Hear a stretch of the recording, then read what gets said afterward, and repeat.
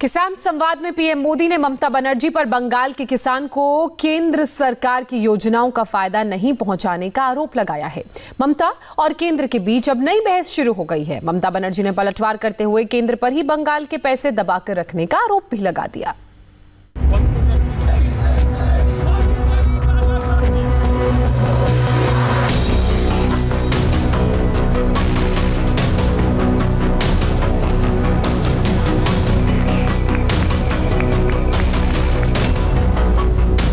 क्या ममता ने बंगाल के किसानों के साथ विश्वासघात किया?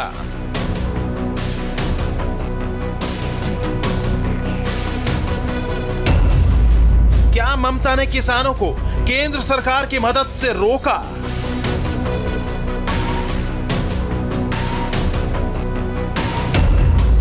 ममता ने पीएम मोदी पर किसानों को गुमराह करने का आरोप क्यों लगाया?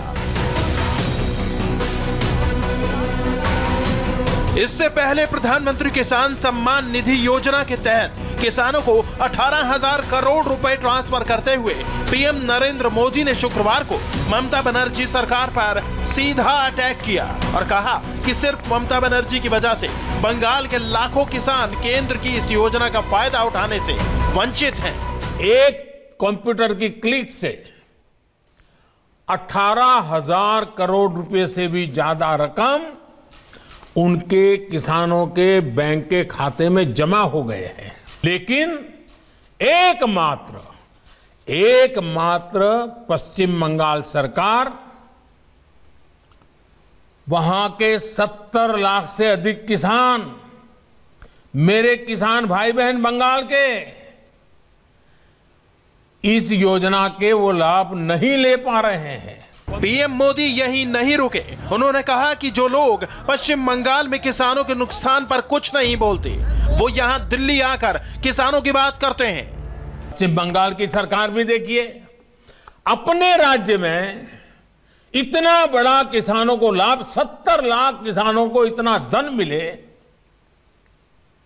हजारों करोड़ रुपया मिले, वो देने में उनको राजनीति आड़े आती है। लेकिन वही पंजाब जाकर के जो लोग के साथ वो बंगाल में लड़ाई लड़ते हैं, यहां आकर के उनसे गुपचुप करते हैं। क्या देश की जनता इस खेल को नहीं जानती है? पीएम मोदी ने किसान आंदोलन का जिक्र इसीलिए किया क्योंकि ममता के आदेश पर टीएमसी के 5 सांसद सिंघू बॉर्डर पर आंदोलनकारी किसानों से मिले थे। 5 सांसदों ने उन 11 किसानों से भी मुलाकात की थी जो भूख हड़ताल पर बैठे थे। पीएम ने किसान मुद्दे पर पश्चिम बंगाल की सीएम ममता को घेरा तो ममता कहां रुकने वाली थी। ममता ने भी पलटवार किया और कहा कि आधा सच बताकर पीएम मोदी देश को गुमराह कर रहे हैं। दरअसल शुक्रवार को पीएम मोदी ने किसानों के खाते में किसान सम्मान निधि के तहत तीसरी किस्त के 2-2 हजार रुपए ट्रांसफर किए थे। केंद्र की तरफ से डाली गई इस मदद राशि से पहले बंगाल के किसानों ने कृषि मंत्री को चिट्ठी लिखी थी और ममता बनर्जी से बात करने को कहा था। केंद्रीय कृषि मंत्री का आरोप है कि ममता ने इस चिट्ठी पर कोई रिएक्ट नहीं किया। ममता बनर्जी से आप कहेंगे, कुछ रिक्वेस्ट करेंगे कि वहाँ के किसानों के हित के लिए भी वो काम करें? मैंने पत्र भेजा है, अब दोबारा उनका पत्र आएगा तब देखो। किसानों की चिट्ठी पर कृषि मंत्री के बाद ममता पर वार करने की बारी बंगाल के राज्यपाल जगदीप धनखड़ की थी। उन्होंने कहा कि ममता के इसी किसान विरोधी नीति की वजह से बंगाल के किसानों का नुकसान हो रहा है। पश्चिम बंगाल में तो क्रिकेट के बड़े दादा हैं, उनसे पूछ लो, हर गेंद नहीं खेली जाती है और कुछ गेंदों को स्पेयर नहीं किया जाता है। So this is a no ball. दरअसल प्रधानमंत्री किसान सम्मान निधि योजना के जरिए मोदी सरकार साल में 3 बार 2-2 हजार रुपए किसानों के खाते में डालती है। शुक्रवार को पीएम ने 9 करोड़ किसानों के खाते में 18,000 करोड़ की राशि डायरेक्ट ट्रांसफर की।